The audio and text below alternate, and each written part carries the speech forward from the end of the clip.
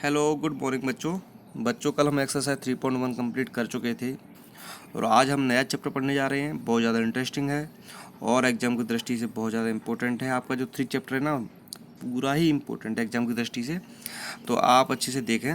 देखो क्या आज का हमारा विषय क्या है, एक बहुभुज के बाह्य कोणों के मापों का योग। तो एक बहुभुज के बाह्य कोणों के मापों का योग मैंने कल वाली वीडियो में आपको बता चुका हूँ। आपको याद आ रहा होगा, कोई सा भी बहुभुज हो, ठीक है, चाहे वो 3 भुजाओं वाला हो, चाहे 4 भुजाओं वाला हो, चाहे 5 भुजाओं वाला हो, उसके सभी बाह्य कोणों का योग कितना निकलता था, कितना निकल के आया था, 360 डिग्री निकल के आया था। मैंने आपको प्रैक्टिकली भी कल बताया था।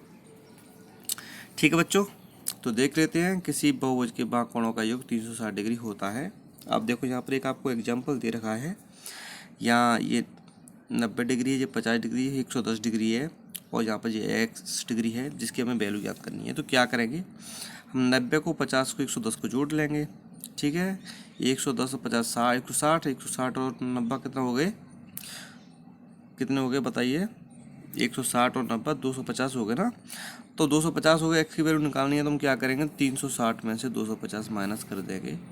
इस तरह से कितना निकल के आ जाएगा, 110 निकल के आ जाएगा। यानी ये वाला जो एंगल है उसकी माप कितनी है, 110 डिग्री है। ठीक है बच्चों, आगे चलते हैं। अब देखिए क्वेश्चन नंबर 2, एक समभुज की भुजाओं की संख्या ज्ञात कीजिए जिसके प्रत्येक बाह्य कोण का माप 45 डिग्री है।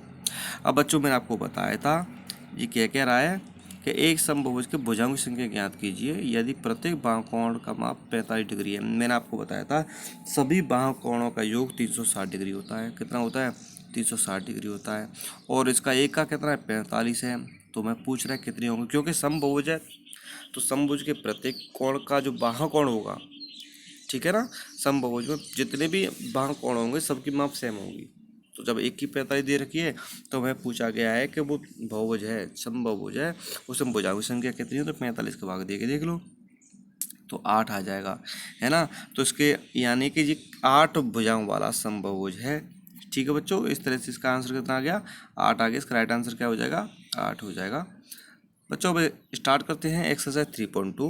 इसमें पहला प्रश्न क्या कह रहा है, 125 दे रखा है, ये 125 दे रखा है, एक्स डिग्री हमें इसकी वैल्यू ज्ञात करनी है। तो मैंने आपको बताया था सभी बाह्य कोणों का योग कितना होता है, 360 डिग्री होता है।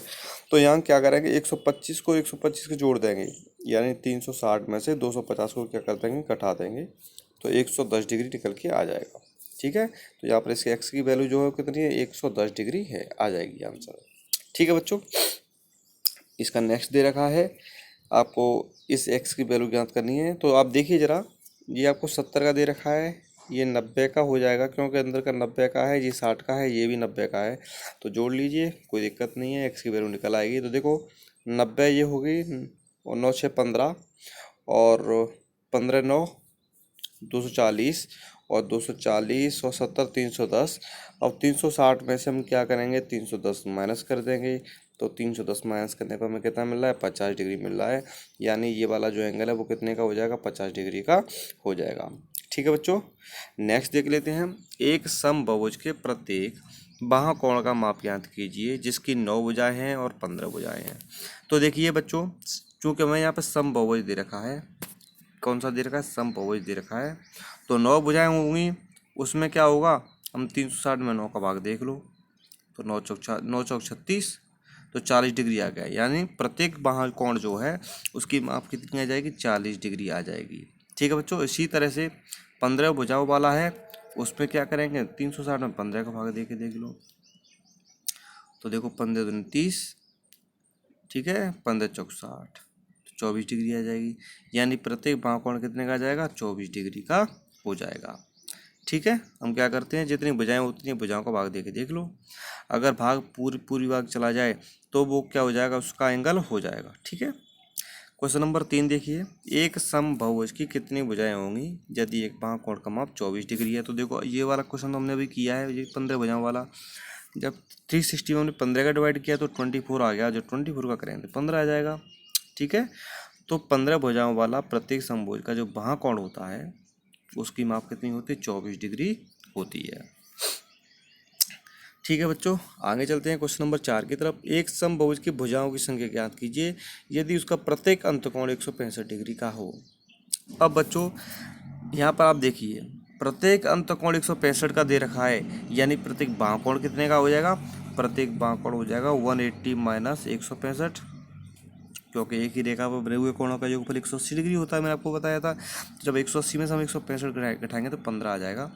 अब क्या करेंगे, 360 में 15 का भाग देके देख लो, 24 इसका आंसर हो जाएगा। अभी दिया था ना हमने, 24 हो जाएगा। यानी इसका जो है भुजाओं की संख्या है वो कितनी है, 24 आंसर आ जाएगा। इसमें भुजाओं की संख्या कितनी है, 24 है। नेक्स्ट देख लेते हैं क्वेश्चन नंबर 5। क्या ऐसा समबाहु संभव है जिसके प्रत्येक बाहुकोण का माप 22 डिग्री है। भाई देख लेते हैं। देखो 360 में हम 22 का भाग देके देखेंगे। यदि ये भाग पूरी भाग चला जाए, यानी भाग देने के बाद हमें एक पूर्णांक प्राप्त हो जाए, तो हम कह देंगे ये समबाहुभुज हो जाएगा। यदि ये पूरी बार भाग नहीं जाए तो ये समबाहुभुज नहीं बन सकता। ठीक है बच्चों, तो हम भाग देके देख लेते हैं। तो 22 एकम 22, 36 में से 22 कहते 14 और 14 जीरो, 22 पंजे 110 और 22 छक्के 132, यानी 8 शेष पर बच रहा है, यानी पूरी बार भाग नहीं गया। इस तरह से हम कह सकते हैं कि इससे एक समबाहुभुज का निर्माण नहीं हो सकता है। ठीक है बच्चों, ये इसका निर्माण नहीं हो सकता है, संभव नहीं है। नेक्स्ट देख लेते हैं। क्या यह किसी समबाहुभुज का अंतःकोण हो सकता है, मतलब 22 की बात कर रहा है। क्या 22 अंतःकोण हो सकता है, तो भाई हम इसको भी गौर करेंगे। वैसे तो नहीं होगा जहाँ तक है, बाकी ये चेक कर लेते हैं। हम क्या करेंगे, 180 में से पहले 22 घटा देंगे। ठीक है, 22 को घटाने से क्या होगा, प्रत्येक बाहुकोण निकल के आ जाएगा। तो देखो कितना हो जाएगा, 180 में से 22 घटाएंगे तो 158 निकल के आ जाएगा। और 360 में 58 का भाग दो, 158 का भाग दो, तो ये भी भाग पूरी भाग नहीं जाएगा। तो अंतकोण का भी निर्माण संभव नहीं है, तो दोनों का निर्माण संभव नहीं है।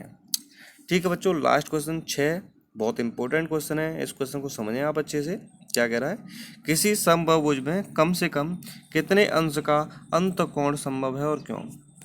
तो बच्चों आपने अभी तक एनालिसिस किया होगा, सबसे कम भुजाओं का जो होता है बहुभुज, वो त्रिभुज होता है। उसमें भी कौन सा होता है, समबाहु त्रिभुज।